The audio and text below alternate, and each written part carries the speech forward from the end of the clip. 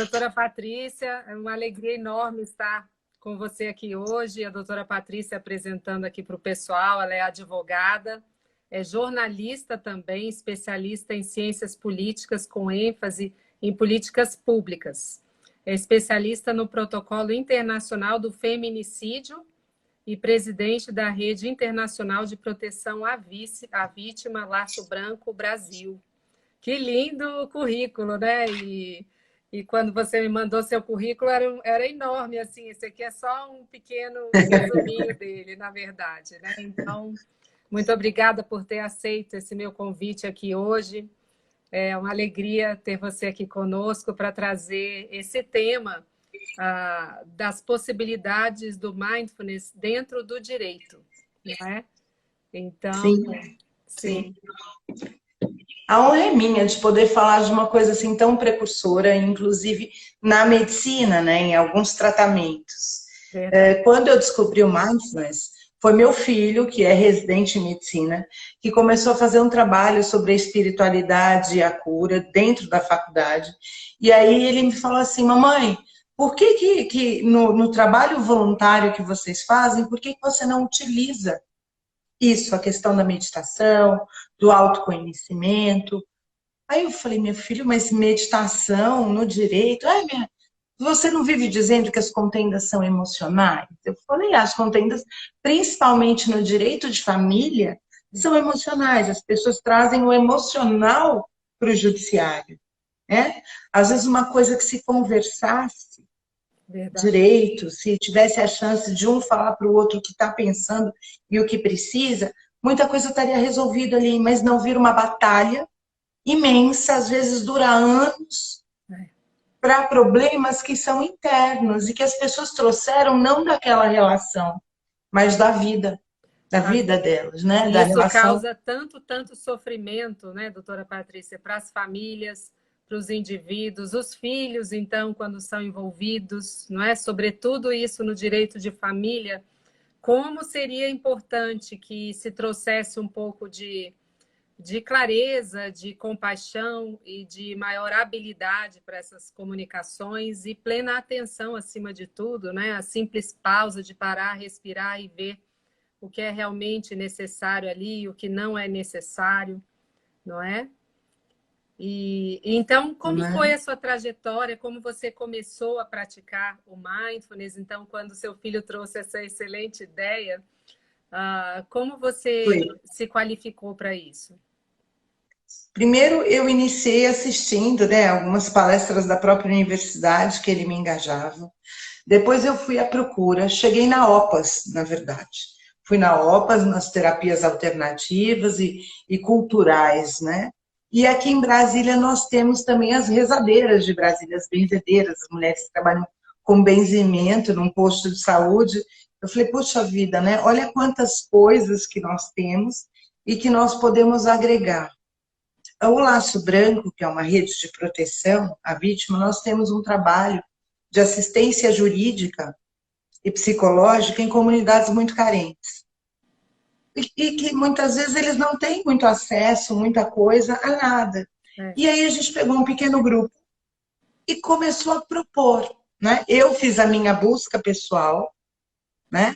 De ir atrás, de chegar na OPAS, de buscar os protocolos da OPAS, onde tinha, o que não tinha, estudar sobre todas as referências, ler como O é que que aquilo seria a estava OPA, doutora acontecendo. Patrícia, para quem não conhece? Organização Pan-Americana de Saúde, Sim, sim. né? A Organização Pan-Americana de Saúde, que tem um departamento que fala sobre medicina alternativa, medicinas culturais e que desenvolve um trabalho muito grande, até trabalho de estatística, junto à universidade, a hospitais. Na área do direito, eles ainda não desenvolveram nada, mas a gente está trabalhando isso. Mas em matéria de hospital, para tratamento de artrite reumatoide, tratamentos oncológicos, já tem um protocolo sendo desenvolvido para falar da importância desse trabalho do autoconhecimento, né?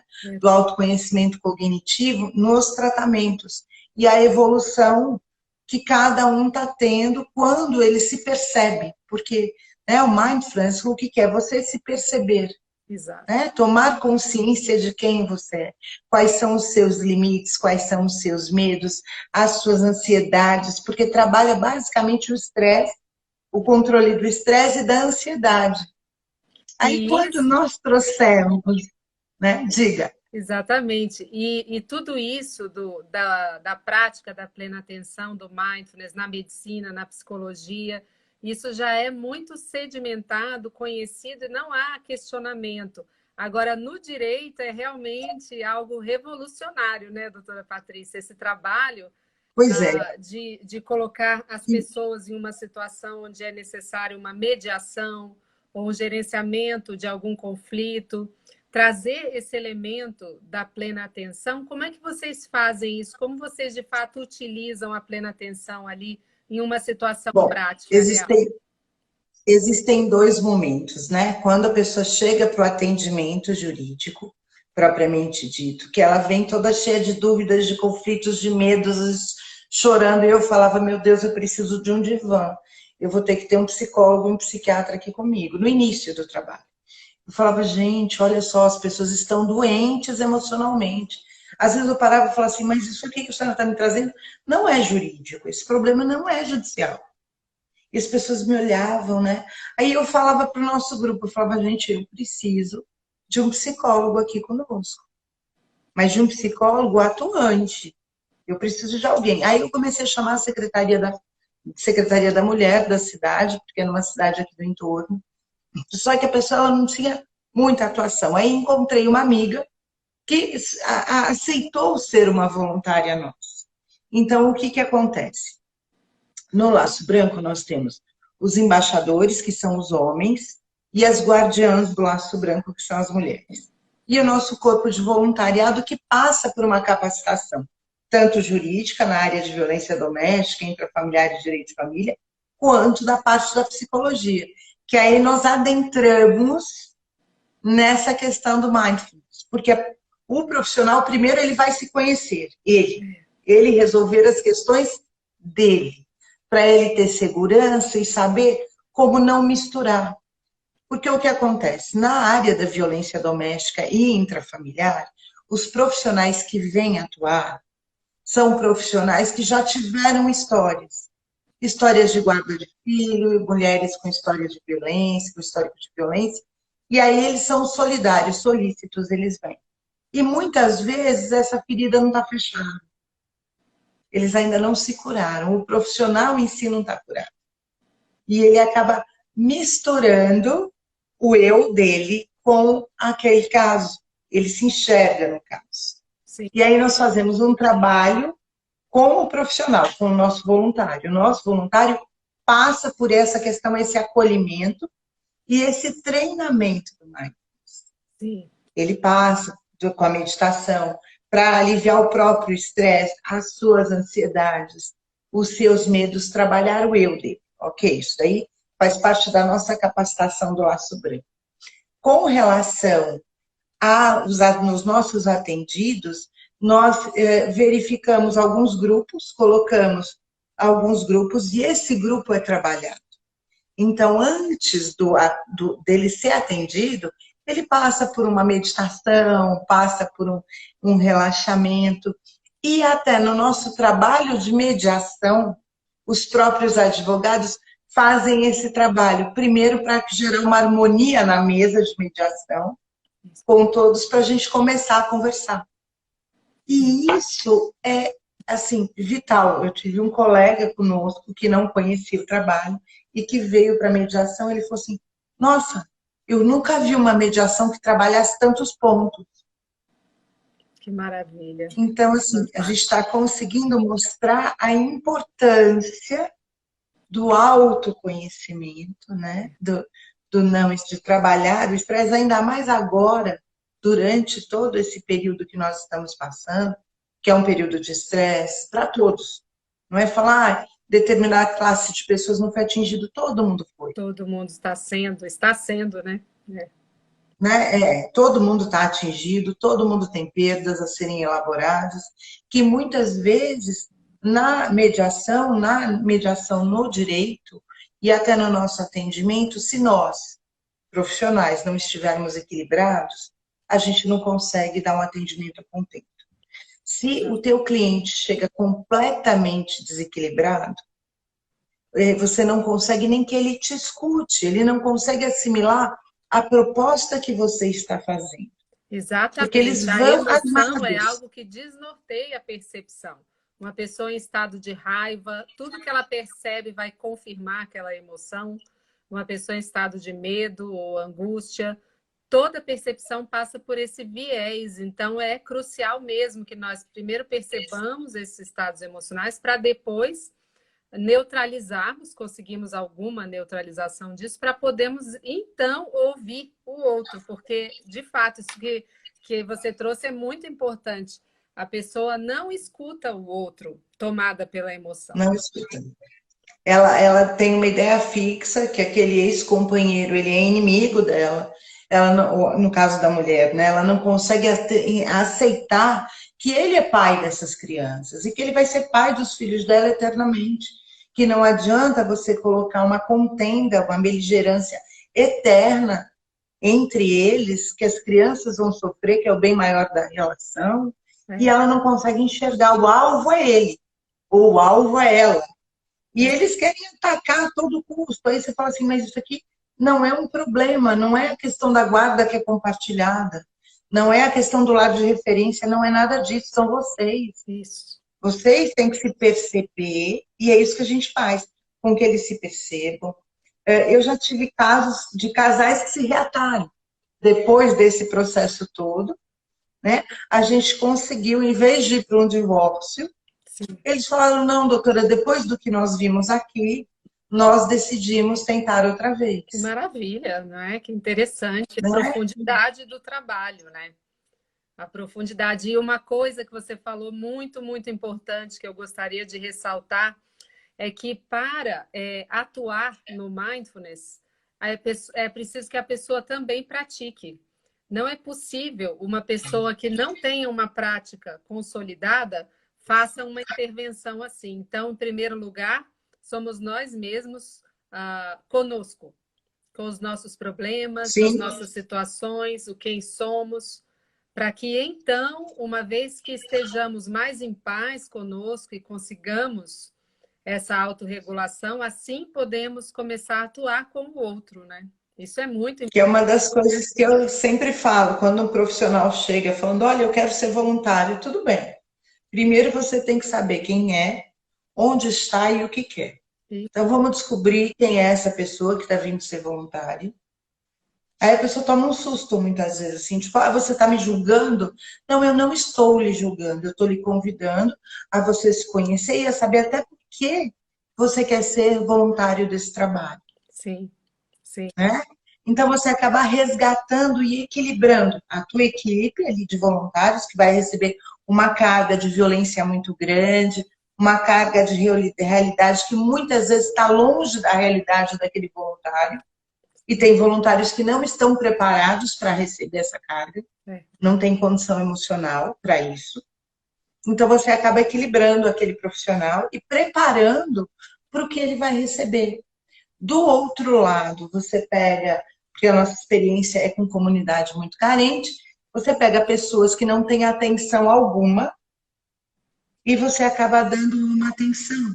Porque esse, né, o mindfulness, ele é visto até como um ato de carinho. Verdade. Por muitos dos nossos atendidos a eles. Isso. É um acolhimento gigante. Então você fala assim. Aí eu tive um dia um senhor que falou assim: eu não imaginava que eu ia receber um abraço deste tamanho. Eu vim resolver uma coisa, estou recebendo mais uma. Que lindo. Aí eu falei, poxa, né? E dá muito certo, dá muito certo. As coisas são você não imagina, às vezes começa pequenininha e você não imagina o tamanho, a dimensão que você vai trazer na vida daquela outra pessoa. Você consegue transformar a vida das pessoas a partir do momento que ela tem esse autoconhecimento. E você Que estava ela percebe. falando em relações de casais, né? Me lembrou um grande mestre do mindfulness, grande mestre que acaba de fazer a passagem, né? Ele faleceu recentemente, o Thich Nhat Hanh. Ele diz que sim, nas relações de casal, que de vez em quando, de tempos em tempos, um teria que parar, olhar para o outro e perguntar com presença: meu amor, você acha que eu estou compreendendo você o suficiente? Se eu não estou te compreendendo, me ajude a te compreender melhor. Então, um gesto assim de presença e de amor, porque nessas situações familiares, tantas vezes as coisas vão acontecendo sem que ninguém tenha uma qualidade de presença ou consciência de fato estar ali e enxergar. Então, é maravilhoso que num momento como esse de mediação, quando as coisas chegam a um ponto como esse, de precisar a justiça intervir, porque as pessoas não estão minimamente conseguindo se entender, é maravilhoso se trazer esse elemento, porque a prática da plena atenção naturalmente vai levando à compaixão, que são as práticas mais sim. avançadas dentro do mindfulness, o amor, bondade e a compaixão, não é? Se colocar no lugar do outro, né? Isso. Empatia. Enxergar o outro além do que você está vendo, entender o que ele está querendo te dizer com aquele gesto, né? Porque o corpo fala, então você vai saber olhar a outra pessoa que está te falando, às vezes, com um gesto, com um olhar, coisas que ela não consegue verbalizar. Verdade. E é o que eu falo para o grupo. Eu falei, gente, vocês têm que ler a pessoa que está chegando. Lê. Reparem em tudo. Repara como é que ela está falando, como é que ele está se postando, como ele está sentado na cadeira, se ele está de braço cruzado, se ele está com o braço ao longo do corpo. O que está acontecendo com aquela pessoa? Sim. Né? E isso vai muito além do direito. Você acaba pegando, porque a gente está falando do direito, né? Você acaba transformando um pouco daquele profissional do direito que muitas vezes está tão prestando tanta atenção nos seus livros, nas suas teorias, e você traz a questão da subjetividade do direito, É. né? Do olhar do todo, que é muito necessário, principalmente no direito de família, na violência doméstica, na intrafamiliar e nos crimes contra a dignidade sexual. Nossa, sim, verdade. É muito sério. A gente recebe muita gente nesse sentido. E, assim, esse trabalho fez com que o trabalho do próprio Laço Branco crescesse, Uhum. né? Crescesse muito, porque você acabou... Porque uma pessoa foi falando para outra, uma pessoa atendida foi falando para outra, e chegaram assim e falaram, vocês são um grupo espírita? Não, nós somos um grupo de advogados. Porque na consciência da comunidade, nós teríamos que ser espíritas para poder estar dando esse tipo de acolhimento. Aí não, olha, o profissional aqui, ele é um psicólogo, ele vai te atender de uma maneira, porque ele quer te entender. Eu preciso que o psicólogo te entenda para nós podermos lhe entender aqui, Exato. no outro lado, na parte jurídica, né? Então veio somar, veio agregar muita coisa ao trabalho. Exato. E até para os nossos voluntários. É assim, eu comecei a perceber que os voluntários eles vão mais felizes, fazem seus atendimentos, eles conseguem ter mais consciência de quem eles são, o que eles buscam, mais segurança na própria atuação.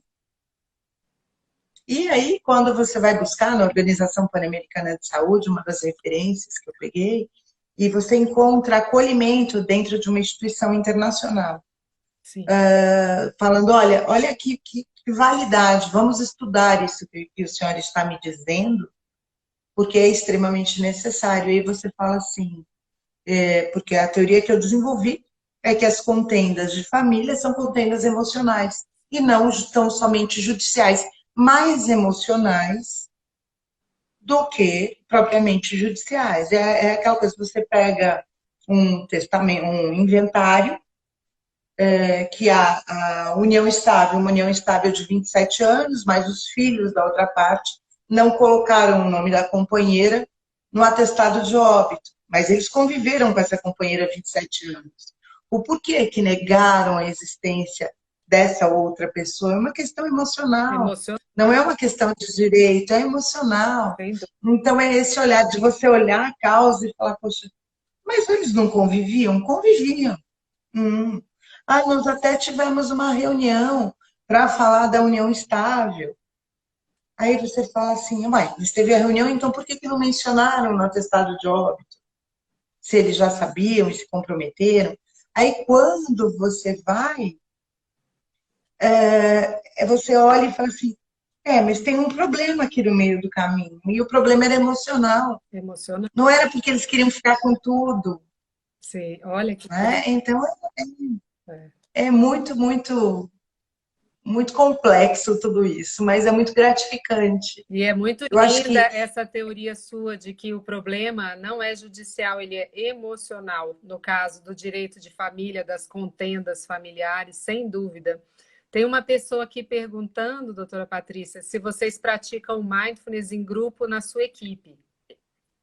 sim, com certeza, com certeza. Tanto no grupo, porque a gente tem um núcleo duro, né? O núcleo duro do Laço Branco, quanto nos outros, dentro da nossa capacitação, nós já temos o mindfulness acontecendo na capacitação. Hoje, para você ser admitido como embaixador do Laço Branco, como guardiã, você já passa por uma sessão de mindfulness. Que lindo. Dentro da tua capacitação, né? Você vai ter palestra com Suzana Bruno, com Renata Malta, com Cristo Bino, com Ben Urbiza, você vai ter mindfulness também. Que lindo, doutora Patrícia. Imagine o que seria se o mindfulness pudesse estar sempre presente nas mediações familiares, não é? Nas conciliações também. Imagine o que seria em termos de resultado, quanto sofrimento poderia Assim, ser minimizado, quando, não é? quando nós decidimos trazer mindfulness, eu falei, bom, se já tem tribunais fazendo a questão da constelação familiar, Isso. por que não trazer o mindfulness? Eu acho que teria que ter o mindfulness e depois a constelação. Entendi. Porque os problemas eles já chegam meio dissolvidos para aquela constelação. Porque quando você vai para a constelação, você vai se deparar com uma realidade que você não tem consciência. Agora, se você já foi, né? Se você já estão dizendo que está com problema de sono, A Margaret Drabble não está escutando, mas as outras pessoas estão escutando, Margaret. estão escutando, Talvez né? você saia e entra novamente, talvez consiga. Margaret. Então, assim, né? Nesse trabalho todo, imaginei, se a gente inicia com mindfulness, que é o que nós estamos fazendo hoje, e passamos para a constelação, já é um passo a mais. Talvez nessa constelação você consiga enxergar muito além do que, se você fizer mindfulness, do que propriamente só a constelação. Exato, pois é. Porque a coisa já vem meio diluída, né? Porque você fala para a pessoa, para, respira. As pessoas não respiram. Criar um pequeno Respira. espaço e perceber qual emoção está atuando ali, as associações mentais que estão acontecendo, os vieses, e buscar lembrar, né? Aquela pessoa já foi parte da sua vida e, de alguma forma, vai continuar sempre fazendo parte. É necessário o entendimento, essa compreensão de algo maior, não é? Isso é tão, tão importante. Que é muito quando você chega para um pai e fala assim, tudo bem, agora você vai ser o ex-pai do Joãozinho. Não, doutora, de jeito nenhum. Então, se você está me dizendo não, doutora, de jeito nenhum, por que que você não quer ceder isso para o bem do Joãozinho? Uhum. Né? Então, é esse olhar, porque tudo acaba virando um campo de batalha. Tudo. Tudo. Coisa que a pessoa fez antes de começar a namorar, a pessoa vai trazer à mesa na hora da separação. Então, quando você já traz essa questão, ele já passa por uma sessão de mindfulness antes, ele vem para uma mediação, ele vai ser atendido, vai passar pelo momento dele, ele vai se centrar, ele vai respirar, ele vai fazer a meditação da maneira que lhe é proposto, ele já vem numa outra, eu falo, numa outra vibração, uma outra onda que está chegando para mim. E, doutora Patrícia, uma curiosidade, como vocês efetivamente fazem esse trabalho? As partes chegam junto com os advogados e todos praticam juntos ali na hora, conduzidos pelo mediador? É isso? Pelo mediador, Que exato. interessante. Nossa, belíssimo. Né? Pode ter mediação assim nos dias de atendimento. Aí no dia de atendimento é feito coletivamente para os atendidos, eles vão para uma sala separada e fazem. Quando eles chegam para o nosso atendimento, eles já chegam melhores. Sim, olha que maravilha. Eles não chegam atribulados, eles conseguem ter uma ordem no pensamento.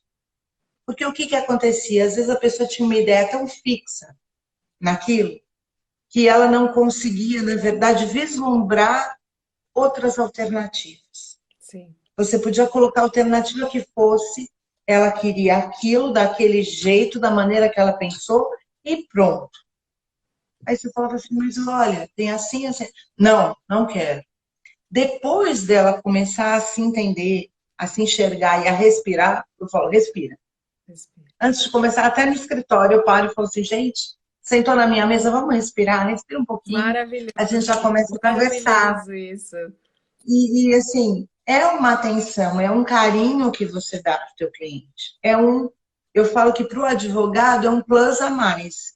O teu cliente, ele deixa de ser um número, ele não é só mais um cliente, principalmente na advocacia de família, no direito de família, porque é uma família, você está lidando com as emoções, com as diferenças, com os traumas familiares até anteriores, com as mochilas que esse teu cliente está trazendo da infância dele.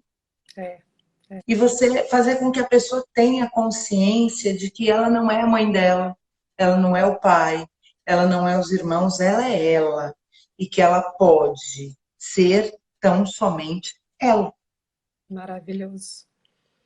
E, doutora Patrícia, é incrível o poder que tem quando nós, tomados pela emoção, possuídos até eu diria, somos capazes de criar um pequeno espaço. Um pequeno espaço. Ali o corpo naturalmente vai se autorregulando, então os ânimos esfriam e as pessoas são capazes de olhar para a situação de forma menos contaminada pelas emoções, de forma mais, talvez, lúcida, não é? Isso faz toda a diferença. Você falou que quando a pessoa chega, você conduz uma pequena meditação. Tem uma meditação maravilhosa de 3 respirações que eu recomendo sempre que as pessoas façam antes de reuniões. São 3 respirações conscientes, com os olhos fechados. Primeira respiração, atenção à respiração. Segunda respiração, atenção ao corpo. Terceira respiração, a pergunta: o que é importante agora? O que é importante agora?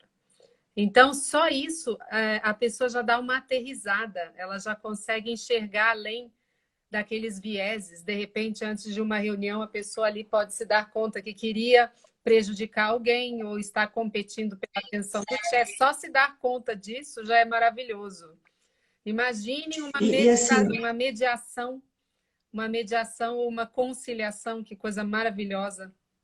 e assim, algo que eu, nas minhas atendidas, faço, elas chegam assim, muitas vezes perdidas, elas não sabem o que vai ser o dia de amanhã. Aí, quando você pergunta para a pessoa, você fala bom dia para você? A pessoa já olha, para mim? É, para você. Você é a coisa mais importante da sua vida, você tem que falar bom dia para você. Ela, não, nunca. Ah, então tá, a partir de hoje, até o nosso próximo encontro, você vai falar bom dia para você, falar seu nome e vai perguntar o que você quer naquele dia. O que você está buscando naquele dia? E o resultado que eu tenho quando elas retornam, tem algumas que chegam até com um papelzinho anotado. Ah, que bonitinho. Aí você fala assim, tá vendo que bom? Ela conseguiu se enxergar, ela conseguiu parar pela manhã e dizer, olha, eu existo. Eu existo, eu tenho vontades, eu preciso me respeitar. Sim. Porque muito dos desrespeitos que acontecem é porque a pessoa ela não se respeita.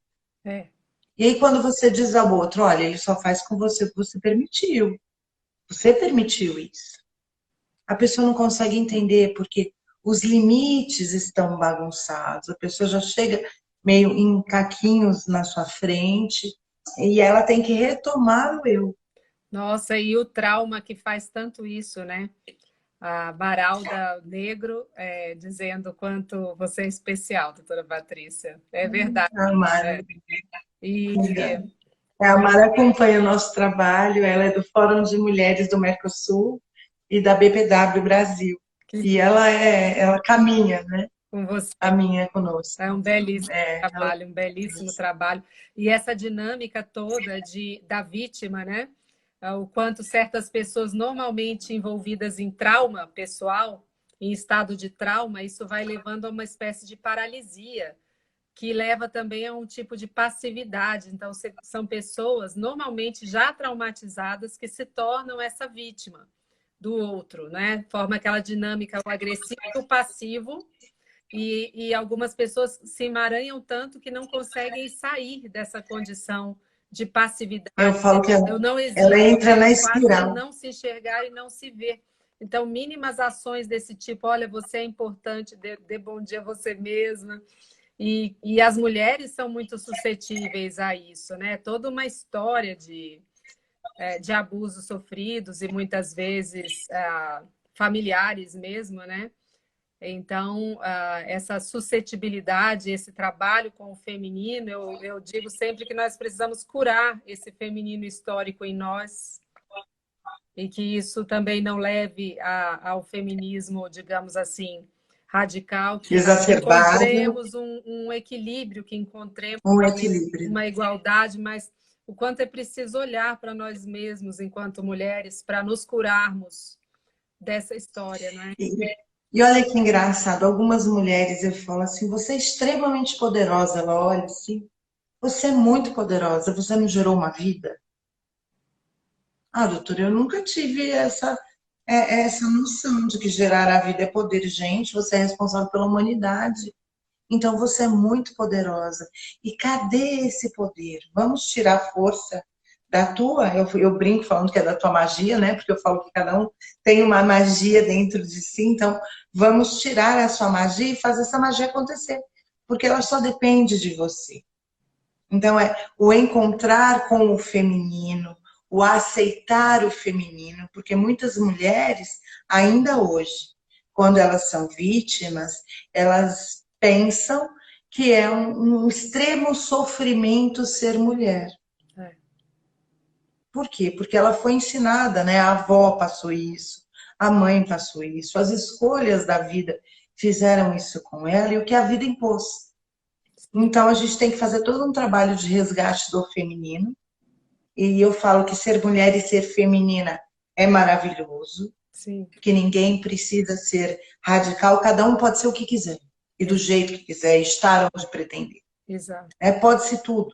exato. O que não pode é você se autoflagelar e se autoviolentar.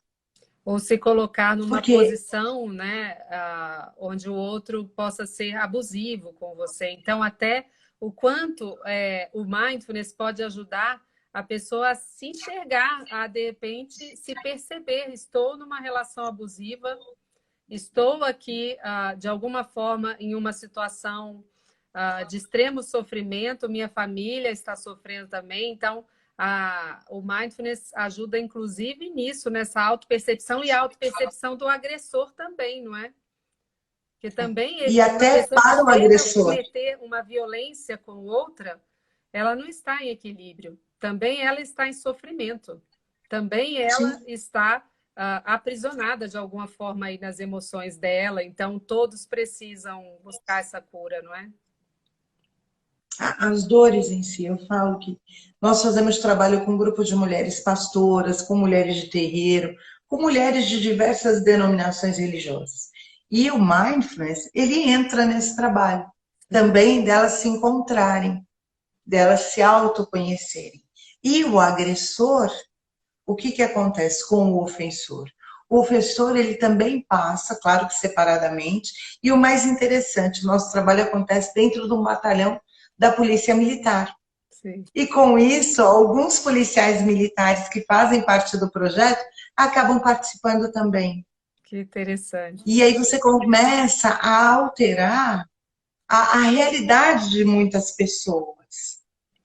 Eu fui dar uma palestra uma vez para os conselheiros tutelares e para os conselheiros sociais, o Conselho Social da Mulher, né, Direito da Criança. Tudo. E eu comecei justamente com essa questão do respirar. Sim, Antes de eu começar, vamos respirar, vamos se olhar, vamos olhar o vizinho, para a gente poder. E o tom da palestra ela começa de uma outra forma. sim, Você vê que as pessoas se desarmam, é,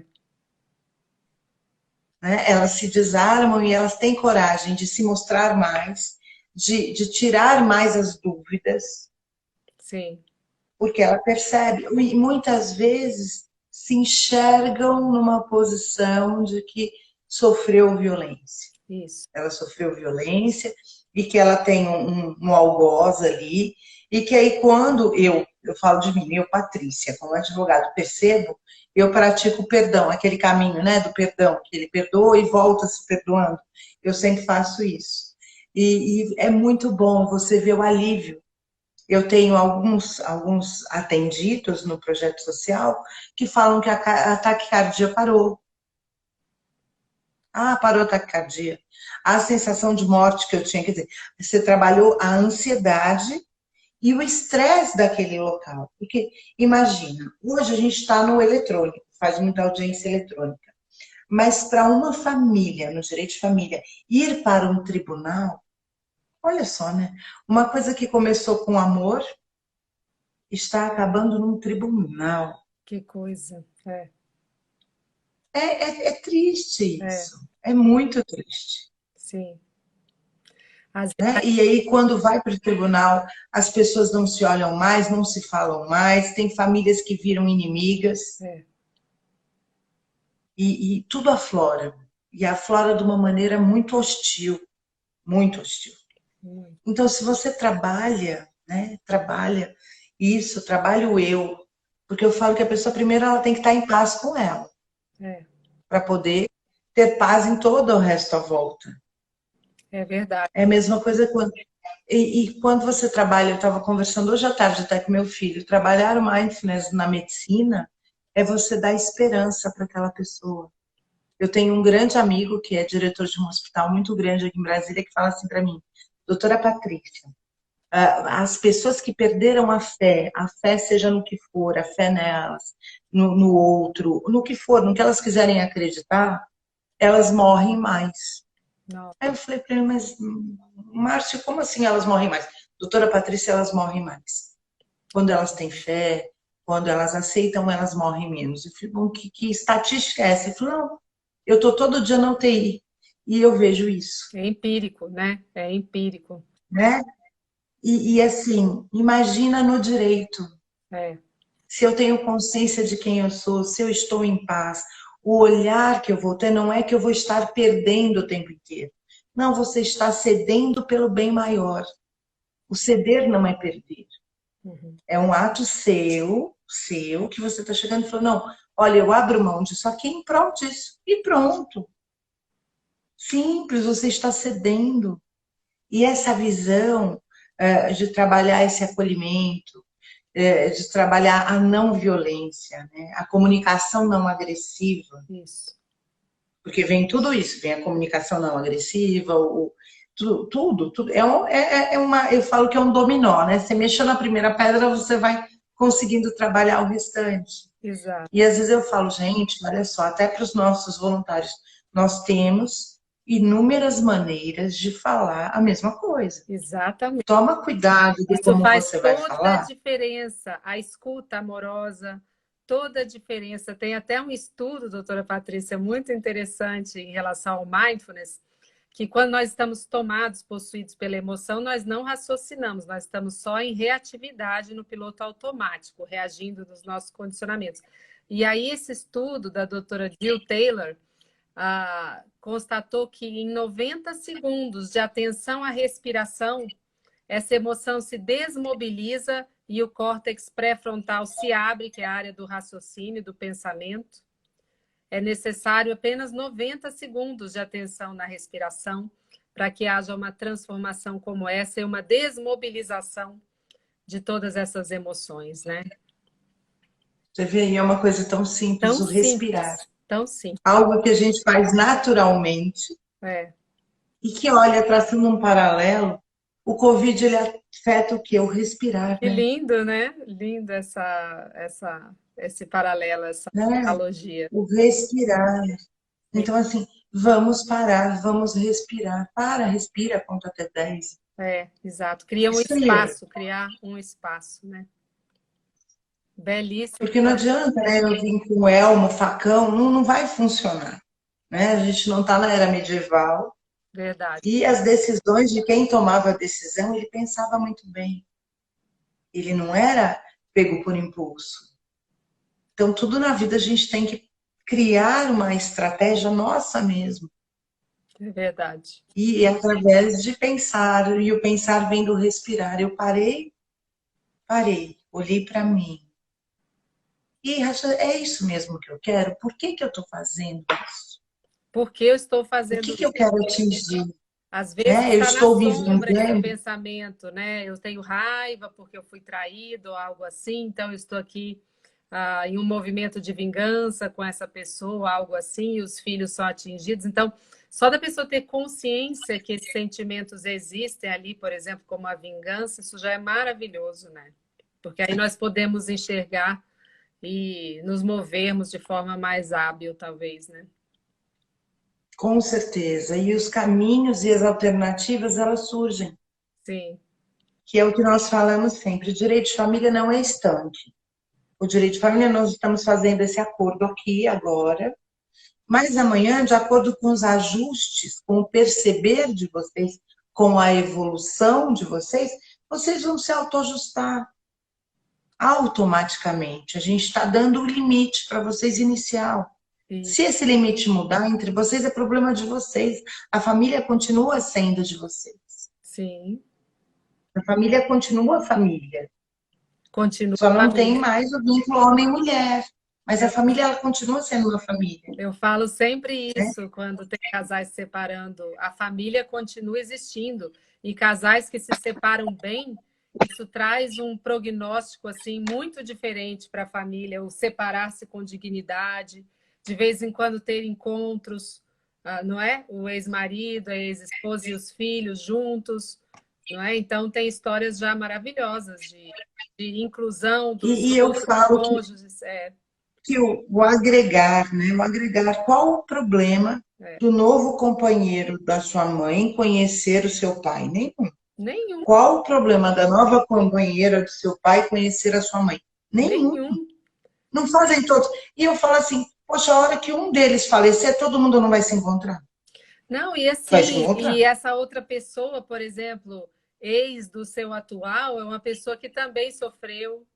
Nós podemos ter compaixão por ela, uma pessoa que passou por uma separação, talvez ali como você também já passou, se reconhecer, poder se apoiar. Então, isso é tão importante, né? Mas é muito difícil, as pessoas ainda não estão tão preparadas para enfrentar essa. Por quê? Porque a sociedade mesmo impôs, né? São valores, se a gente for olhar desde a época da concubina, da figura da amante, aí quando você para e fala assim, não, porque a outra, ela não é outra, ela é a mulher do seu pai hoje. É, Ela é a mulher do seu pai. Não existe a figura da outra.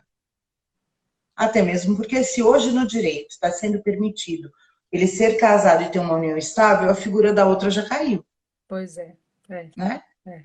A figura da amante já não existe mais, ela passou a ser um agente de direitos nessa história e merece o respeito. Então, essa nova visão de família, do relacionar-se, ela é diferente e as pessoas não estão preparadas por conceitos de machismo, por conceitos impostos pela própria sociedade. Nós estamos Então, assim, caminhando, né, doutora Patrícia? Eu acho até que já tem como tantos casos enxergar, assim de sucesso e estamos todos aí caminhando em direção a essa aceitação, aos ajustes, né? e Mas assim, realmente na assim Casa existe Rosa, muita dor envolvida no direito de família, eu posso imaginar. E o quanto pequenas medidas, coisas que são assim pequenas, podem fazer toda a diferença. A Eliette aqui está declarando aqui, né, trazendo vários elogios à sua pessoa, dizendo que você faz um trabalho brilhante no contexto dos direitos da mulher, parabéns, que é uma grande mediadora, né? A Beta dizendo que, infelizmente, todos da família ficam doentes em todos os sentidos nessas situações de conflito. E a Mara dizendo como você faz a escuta generosa, né? Essa questão da escuta generosa. Ah, com certeza. E tem um detalhe também que eu não mencionei. Eu sou diretora jurídica do primeiro abrigo LGBT de Brasília. Ah, E a gente faz um trabalho também na questão LGBT. sim, E o Mindfulness está entrando agora para os atendidos da Casa Rosa, que é um abrigo sim. de pessoas LGBTQI+, que às vezes são expulsas de casa pela Ah, família, foi. que por algum outro motivo não tem para onde ir. E aí o Marcos, que é o presidente da Casa Rosa, decidiu, né, tá trabalhando o Mindfulness, porque a gente estava conversando. Patrícia, a gente precisa de algo que seja simples, Isso. que dê para fazer em qualquer lugar, E, desde que a pessoa consiga se centrar e ter paz. Sentado numa cadeira, ele consegue fazer. E que a gente consiga atingir e trabalhar o emocional dessas pessoas. sim, Porque eu falei, poxa vida, ele falou, tem muita gente chegando adoecida aqui, que esse adoecimento nada mais é do que ansiedade. verdade. A ansiedade você vai trabalhar como? Você vai trabalhar se conhecendo, respirando. Isso. As pessoas acham, às vezes, que até aquela história do saquinho de papel, de respirar no saquinho de papel, é mito. Não é, ele funciona. Ele Funciona, funciona porque né? você vai estar Foi respirando. a Ele funciona. oxigenação e a hiperventilação, né? Né? Ele funciona, mas as pessoas elas não reparam que às vezes coisas simples, Isso. pode melhorar muito o seu eu, você vai parar, você vai se enxergar, né? Aquele turbilhão, eu falo que o caldeirão que está borbulhando ali, ele vai baixar a fervura, aí você vai conseguir separar os ingredientes que estão ali dentro. Vamos olhar o teu caldeirão. O que que você colocou ali dentro? O que que é que tem? Sim, Né? Você está querendo transpor essa dor que você sente de que forma? E a gente fez uma única experiência com mindfulness com adolescentes, numa palestra sobre gravidez na adolescência, sim. para adolescentes. E a gente utilizou isso numa escola. E foi uma coisa bem interessante. Eu falei, eles não vão parar. Eles não vão parar. Aí a primeira fileira começou, a segunda fileira começou. Quando nós nos demos por si, eles estavam todos lá meditando, olhando, a palestra transcorreu sem confusão, ordenada, fazendo perguntas coerentes, sem bullying, sem chacota, sem nada, Que maravilha. porque eles conseguiram perceber a importância. Outro dia eu estava conversando com uma filha minha que ainda está no colégio. Eu tenho filhos na universidade e no colégio. E eu falei para ela, seria muito bom se os professores, no início da manhã, Sem dúvida, na aula, fizessem isso na escola. sem dúvida. Aí ela começa, ai, mamãe, lá vem você. Não é, mamãe, lá vem você. Se vocês se entrassem pela manhã, É. parassem, né? A coisa iria fluir melhor. Nossa, completamente diferente. O mindfulness está já dentro das escolas, tem inclusive já muitos trabalhos relacionados a isso. Na Sociedade Vipassana de Meditação, onde eu atuo, tem um programa chamado PAI, Plena Atenção na Escola. É algo assim fantástico, maravilhoso e trazendo essas condutas que fazem toda a diferença. Então, é um belíssimo trabalho. A Claudine dizendo na escola da filha dela fazem também um pouco. Então, a criança aterriza, criança, adolescente, eles dão aquela aterrizada e a concentração melhora. Sim, Então, é maravilhoso. É algo assim aplicável em todas as áreas, né, doutora Patrícia? E essa minha intenção com esse ciclo de lives é isso. A cada episódio eu sim. trago uma área onde o mindfulness é utilizado. Na semana que vem vai ser na enfermagem, vai ser sobre a enfermagem, já fiz na psicologia, na medicina já fiz, semana passada na psiquiatria. Então, Muito várias bem. áreas onde o mindfulness pode ser e deve ser aplicado, né? E eu quero te agradecer imensamente, de coração, Eu que por essa agradeço. participação sua aqui. muito esclarecedora, e o direito, ainda no direito, é algo revolucionário e você é já uma protagonista dessa área. Eu tenho certeza que muitos seguirão, porque os resultados são fantásticos, são incríveis, né? E fico muito, muito feliz de você ter aceito aqui meu convite. Eu que agradeço a oportunidade, quero conhecer mais o seu trabalho para ver como é que a gente amplia esse campo de atuação. Vamos, Né? As nossas comunidades precisam muito. com E vamos, certeza. parabéns também, parabéns, uma honra.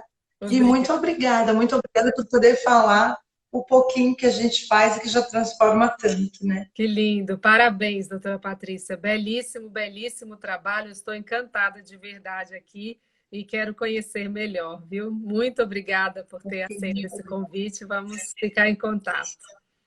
Tá bom? Obrigada, eu que agradeço. Um grande abraço, pessoal. Obrigada por terem estado aqui conosco, viu? Quem quiser pode assistir a live depois também, desde o começo. Vai ficar gravada no canal aqui no IGVT. Doutora Patrícia, um beijo enorme. Muito obrigada. Gratidão. Beijo, muito obrigada. Gratidão. Gratidão a todos. Muito obrigada. A todos. Boa noite a todos. Boa noite. Boa noite.